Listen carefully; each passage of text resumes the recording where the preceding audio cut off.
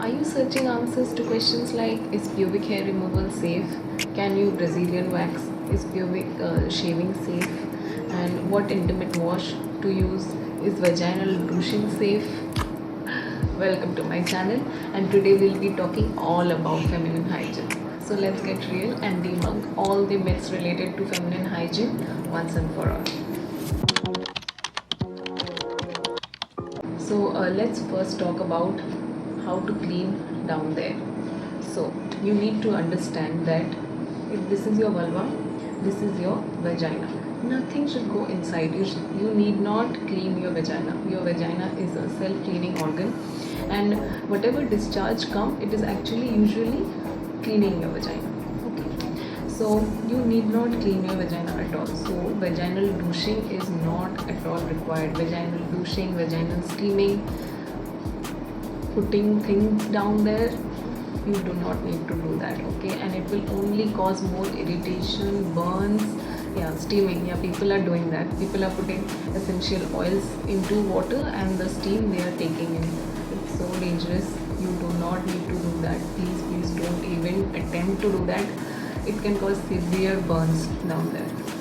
So what you need to clean is the part that is outside, the lips outside. Okay, so you need to clean the vulva. What to use? You can use an intimate wash. It is nothing like, it's not scary. Okay, I know people will constantly tell you to not use V-wash and not use clean dry and whatever intimate wash is available, but I personally feel you can use, but not more than 2 to 3 times a week. You should not use harsh soaps. It is a soap after all, so you should not use any harsh soap down there regularly. It will only cause dryness that will lead to itching, redness and bumps down there. So you can use, if you have dry skin, try to use it 1 to 2 times a week max, and if you have oilier skin, then you can use it 2 to 3 times a week. That's all you need, not more than that. For everyday cleaning, you can just use warm water or the regular water to clean, and the foam that you're washing away while washing your body, it will clean. That much is enough. Now let's talk about vaginal discharge. So is having vaginal discharge normal? Yes, it is completely normal, especially around your ovulation time, day 13 to 15 of your cycle. There will be a whitish slimy discharge, which is completely normal. It is a sign of ovulation and it is a sign of healthy menstruation. So do not get scared, okay? But yes, you need to know what are abnormal discharges that I will be talking about at the end of this video. So another thing I get asked a lot is how to clean after you pee. So after you pee, you can use water if you are more comfortable using water, or you can use a tissue paper. But you should always wipe after using water. You should not let the area be wet for a long time. Okay, you should always wipe your vulva from anterior to posterior or front to back. Okay, never the opposite direction, because it may lead to UTIs and other infections. Okay, so now let's talk about what kind of underwears are safe to use. You can use lacy underwears, but for regular use, I will always recommend using cotton fabric that will be light colored. Do not get those dark colored underwears, as it will cause hyperpigmentation over time. And your underwear should be breathable and it should be proper fit. It should not be too tight or too loose. Too loose will make you uncomfortable, and too tight underwears will lead to friction and it will lead to itching, redness, bumps and all. Okay, so it's not very comfortable. Please wear the right underwear. So another thing we'll talk about is menstruation. What to use during menstruation. So it's okay to use pads, but you should change your pads every 2 to 3 hours. Even if it is not soaked, you need to change your pads. Try to use cotton pads that are soft and gentle on your skin. Try to avoid those dry pads. It will lead to irritation down there. And you can also use tampons, but I think if it's better to avoid tampons. If you are going for swimming and all, then you can use tampons, but I personally feel that tampons are there is more chance of getting infection from a tampon than from a pad, okay, because it is going in, so it can lead to infections. If you are using tampons, you should change it every 1 to 2 hours. Do not keep a tampon inside for more than 2 hours, please. It leads to severe infection. Other things can you use while swimming and all?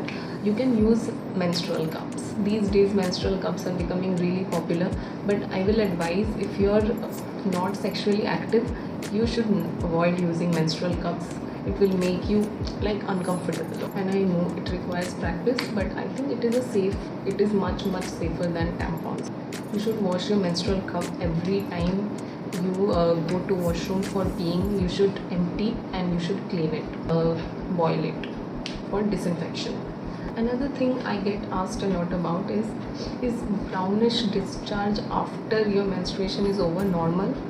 So yes, it is completely normal. Do not get scared because of a little bit of brownish discharge for 2 to 3 days after your menses get over is totally normal. Okay. However, if it persists, you should visit your gynaec. The most burning topic is how to remove pubic hair.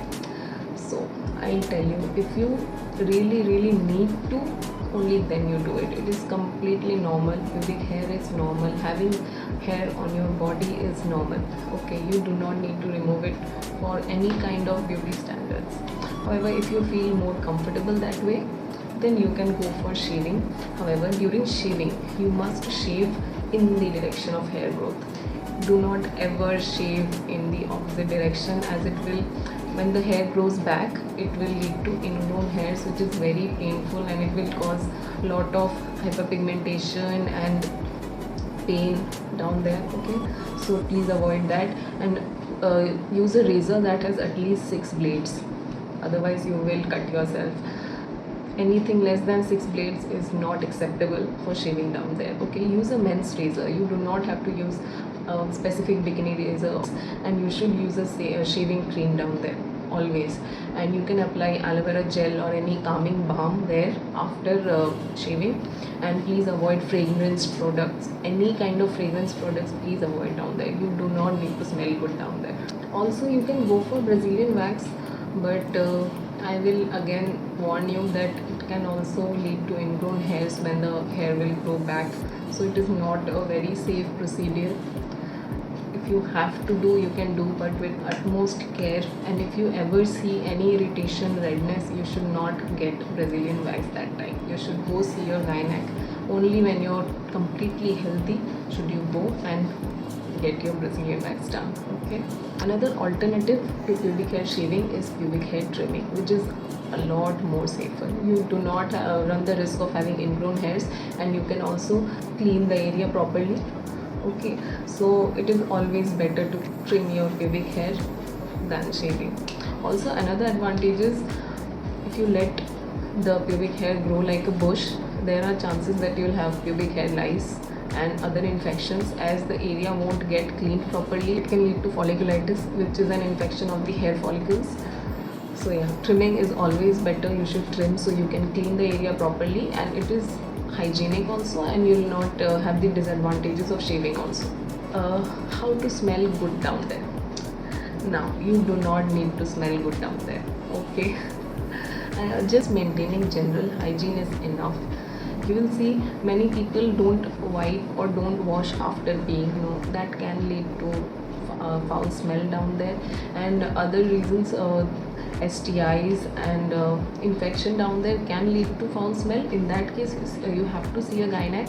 A normal vagina, a healthy vagina, will have a smell which is completely normal, and it is not at all foul smelling. It's okay to have that smell. You do not need to smell fruity and floral down there. Another thing is using public washrooms. So you need to avoid using public washrooms as far as you can. Now, if you absolutely have to use, I will say you should use those sanitizer spray that come these days. You can spray, and then you can take a tissue paper and wipe the seat before you sit. Now, if you ask me, Indian washrooms are better than Western washrooms, as the area of contact is less. If you can, it is better to use Indian washrooms while using public toilets. However, if you can't, then you should clean the seat before you sit, and you should always wash your hands properly. and wipe the area clean. Remember to always wipe the area clean. Another thing is abnormal vaginal discharge. So how to know if you are having an infection?